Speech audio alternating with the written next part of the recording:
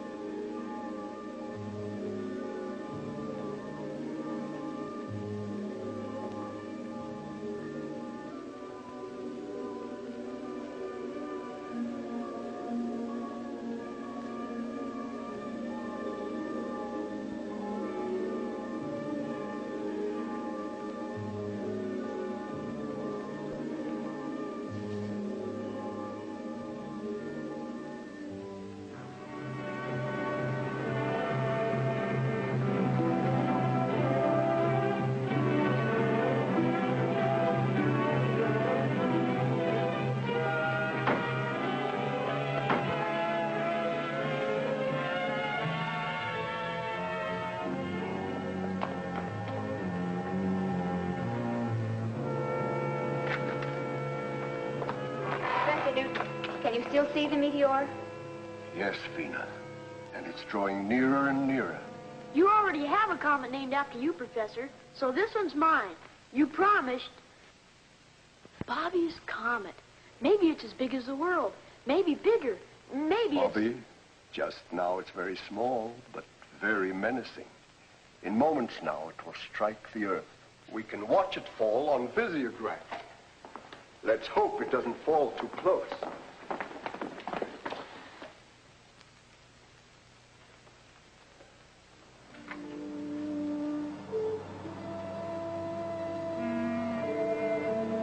Gosh, Vina, it'd be a dirty trick if my comet landed on top of us.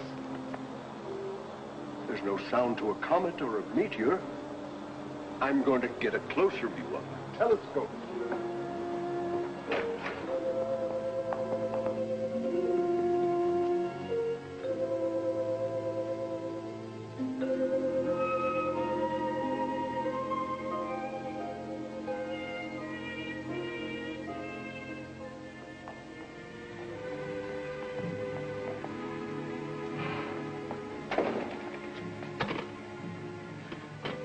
Mr. Secretary!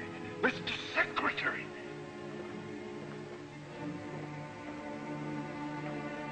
Yes, Professor, what is your latest observation of the meteor approaching Earth? It isn't a meteor, it's a rocket, a man-made weapon. One moment, please. Marshal, our latest tabulation, quickly.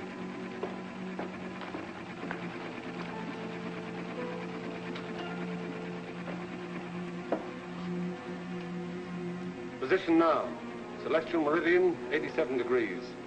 Parallel, 233 degrees. Moment of contact with Earth, checked, rechecked, and is now absolute. 1510 plus 30. Professor Newton, who's shooting at us? I don't know, Bobby. No one knows.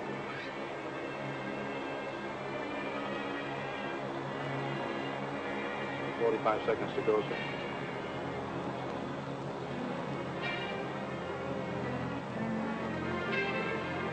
20 seconds, sir. We'll crash 2 degrees, 0.5 north of here. Why, it's headed right for the Newton Observatory where the professor is.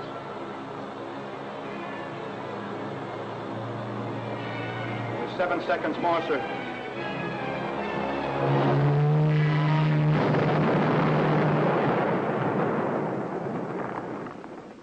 Professor Newton, Dina, and Bobby.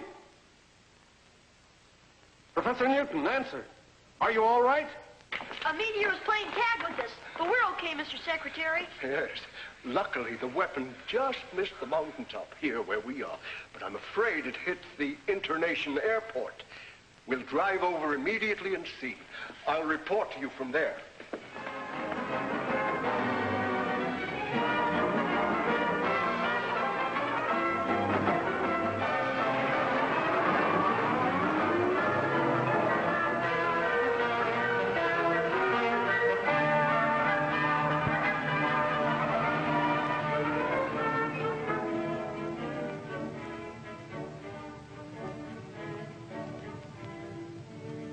find out something about it. We've got to somehow, but take no unnecessary chances. Be careful, Professor. We're lucky, Marshal. If this is the start of a bombardment of Earth, their first shot was wasted. Where's Rocky Jones? That's Rocky in his orbit jet, sir.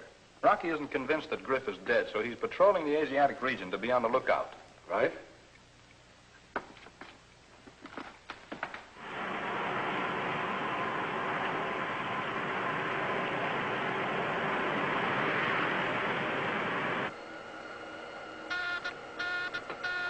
Hey, Winky.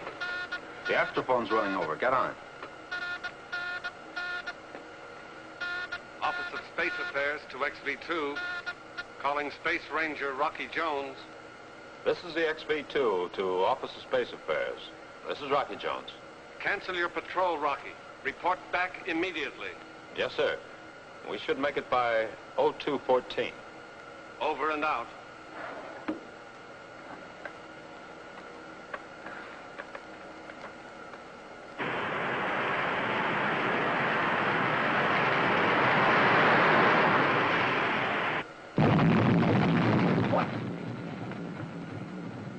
Okay, Rocky, cut it out. Cut out what, Winky? You know what. You backtracked into our sound wash and woke me up. Well, maybe Secretary Drake will give you office duty at our Tibet Observatory.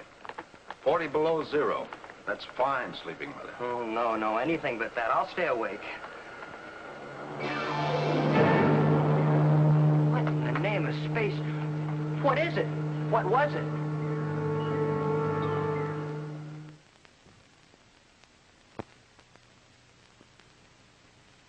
Now these are the fragments I was able to dig from the crater. The entire missile, its shell, its mechanism, was built of this crystal-like material, which I would call a poor substitute for our alloys. Poor substitute, Professor. Well, for anything at all to remain after such an impact, I think, is remarkable, especially after the great distance it traveled. Phenomenal power, Rocky. Yes.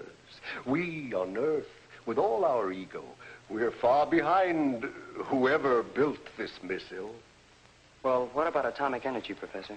Oh, they probably had that long before we did. Oh, Marshal, have you been able to contact our Tibet station? Haven't they answered yet? Sorry, sir, they haven't replied to my signals. I'll keep on trying. I can say this, however, that basically the power used to project their strange weapon is developed by friction. For example, rub two pieces of crystal together and intense heat and energy are generated. Careful, Bobby. That's powerful material. That's right, Bobby. Now, Vina, what are your conclusions in this matter? Well, sir, I can show you on the map.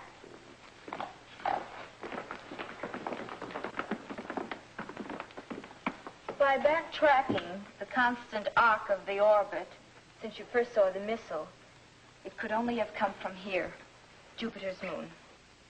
Fornax. Well, I can hardly believe it. Professor, that moon was so hot it was used to coin our word furnace. Why, Fornax glitters with a white heat so intense, nothing could possibly live there. Ah, nothing perhaps but crystal. And crystal grows in such intense heat. And growth is life. We've always believed that there could be no life on Fornax. But a true scientist never believes anything until it's proven. Professor, you've heard the saying, seeing is believing. Of course, but Rocky, you don't mean that... Exactly. We'll see for ourselves. You're a brave lad, Rocky. It will be a dangerous mission. But oh, what an exciting and worthwhile adventure. Professor Newton believes they need our ores and alloys for metal, just as we would like to learn about their great wealth of energy. Well, what do you think, Rocky? Can we make it? It'll be a rough hop, Winky. From right here to right there. And we'll be out of the traffic area all the way. Mm-hmm. Well, where's our refueling station? Winky. Right here to right there.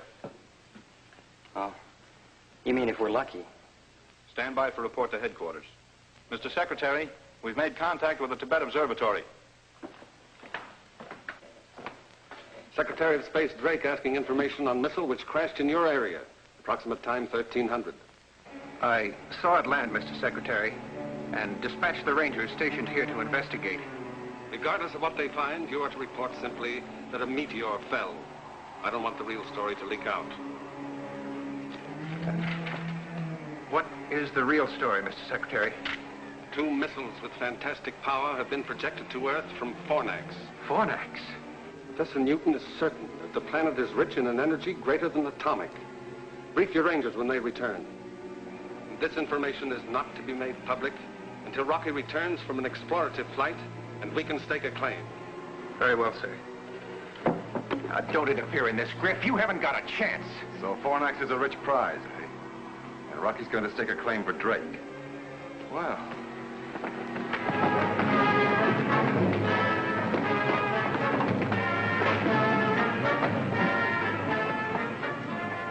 Sorry, Rocky, you won't get to Fornax first. In fact, you won't get there at all.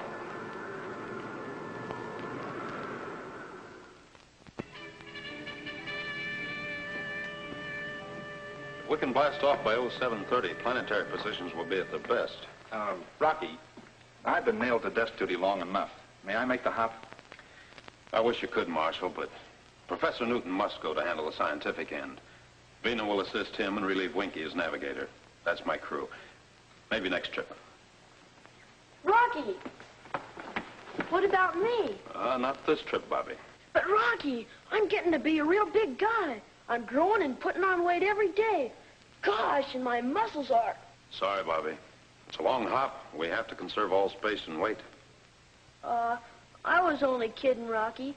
You know I'm just a little fella. Gosh, I hardly weigh anything. Really, I'm anemic. Bobby is more valuable to me than his weight in instruments. Crew members prepare for blastoff. Bobby, get to work. Roaring rockets, you mean I can go along? That's what I said. Yes, sir.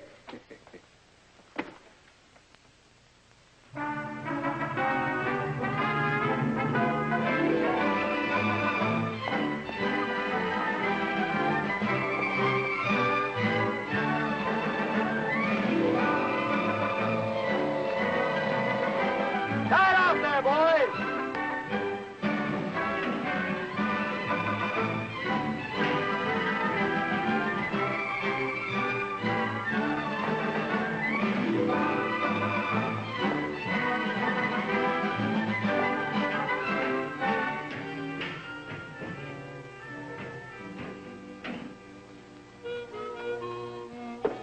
She's stripped of all weapons except the bow missiles, Mr. Secretary. I'm sorry it had to be done. But with the full capacity load of fuel, you're still on the danger mark of a successful blastoff. Well, sir, what good are weapons? If the folks on Fornax want to fight and they have as much power as the professor says, then anything we'd have would look like so many pea shooters. Quite right, Winky. Ship ready for blastoff, sir. The ground crew is ready too, Rocky. The propulsion necessary to get you off Earth is 20 tons against a power setting of 8. The acceleration thrust will be G4.6. Shall I alert the blastoff synchronizer, sir? I'll do it, Winky. Take positions.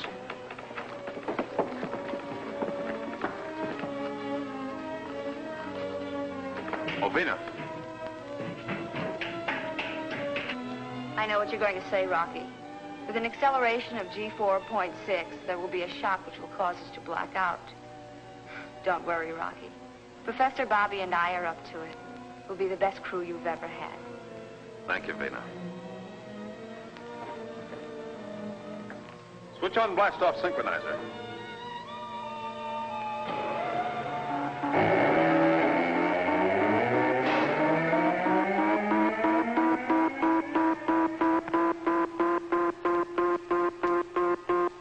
Happy landing on Fornax, Rocky.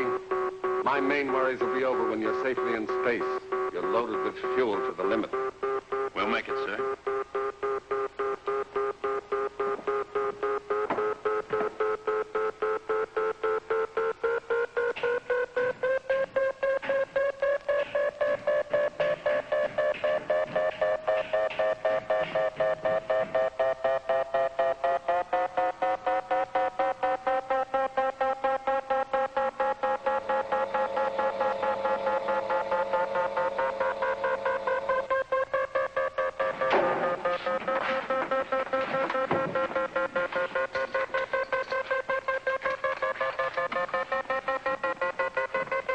Pleasant dreams back there.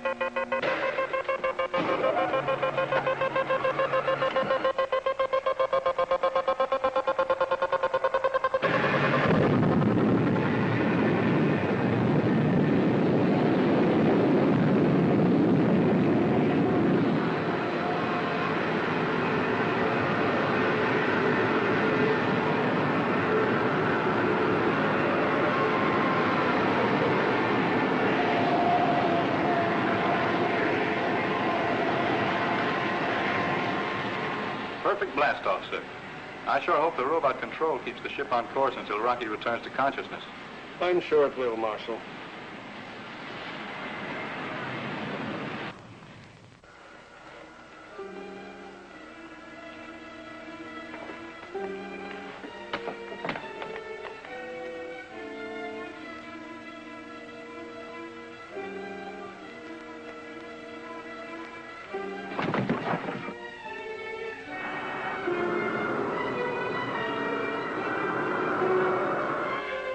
What's happened? They're in a crash dive. Rocky! Rocky, can you hear me? Rocky! Come in, Rocky! Rocky! Pull out of your dive!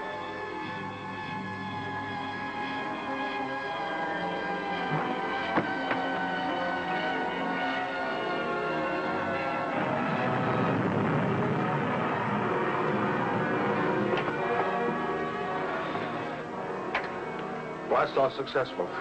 Ship under manual control. Out.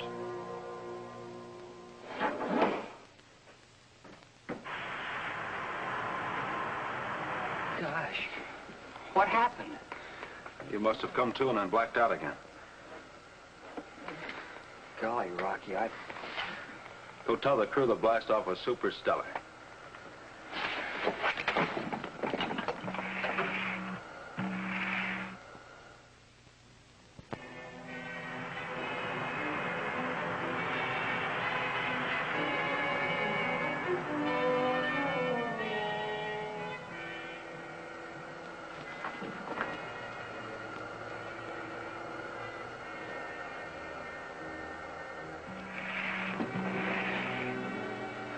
How do you intend to land on Fornax, Rocky, in case there are no landing facilities? Or do we face that problem when we come to it? No, Vena. If the professor is right, and he usually is, won't find the necessary steel for a blast-off cradle, so our best bet is to attempt a landing on the tail section. Then we'll be ready for return flight. Sir, radar scope shows the reflection of a spaceship in the vicinity. State our flight license. As for identification. XV2 on license flight 4, 540. Please come in and give flight license. XV2 to unidentified spaceship. Please give flight license. XV2 to unidentified spaceship.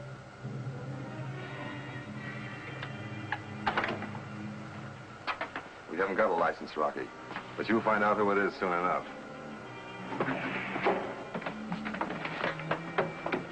Griff, huh? Right. Take your battle stations.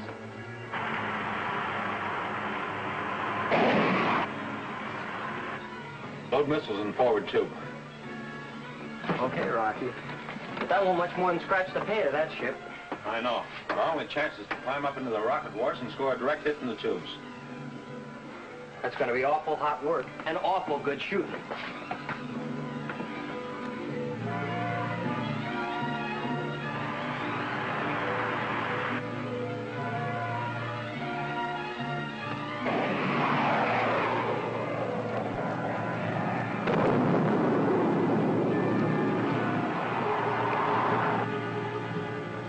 Great shooting, Rocky.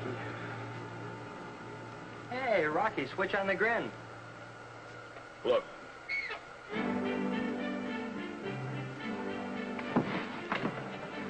Call the crew forward, Monkey.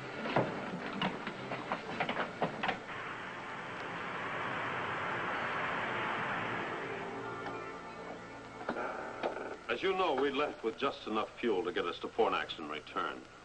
We didn't anticipate the incident while blasting off, and, well, now this brush with Griff has used our small fuel reserve. Now, we have three choices. The first, we return to Earth and refuel.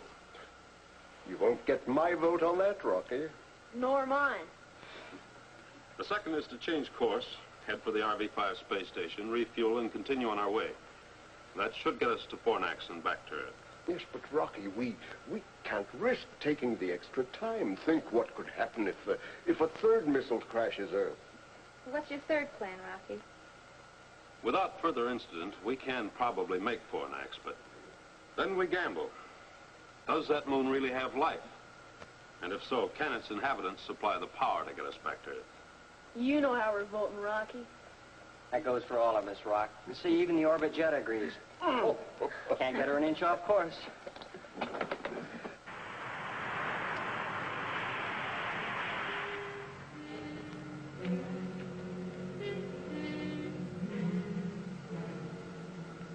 Hey, Winky, you see what I see? Well, rattle my rocket reflexes. Crew forward. Fornax, dead ahead.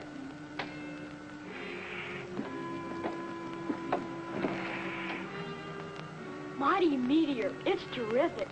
But sort of creepy, too. How many times have I watched and studied Jupiter's moon in the telescope? And now I'm going to land on it. Part of that moon looks like millions of diamonds. That starts to confirm your theory, Professor Newton.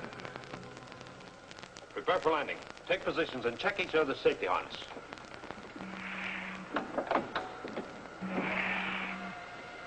These instruments must be daffy.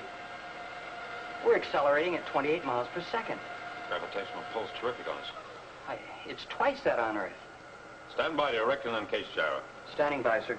Erect and stabilize. Erect and stabilize. Give me a 90-degree arrow signal into gyro. Signal in, sir. Hang on. We're turning ship.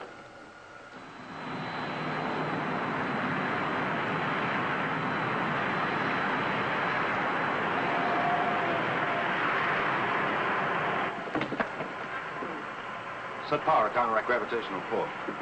Counteraction power on, sir. Give me 3G boost, Winky. 3 Gs. Give me an altitude count down. 65,000. 55,000.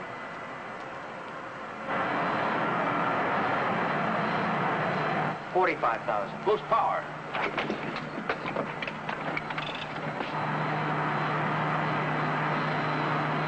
Give me more, Winky. More!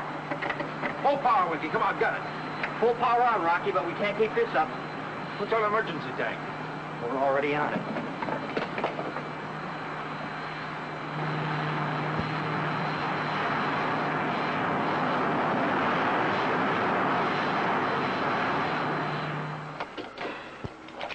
Sparkling stardust, Skipper. I never thought we'd make it. End of the line, folks. Step right up for your first look at Fornax. Now, folks, don't crowd. There's plenty of room for one and all. Amazing. This means there is life, some kind of life here. Yeah, but what kind?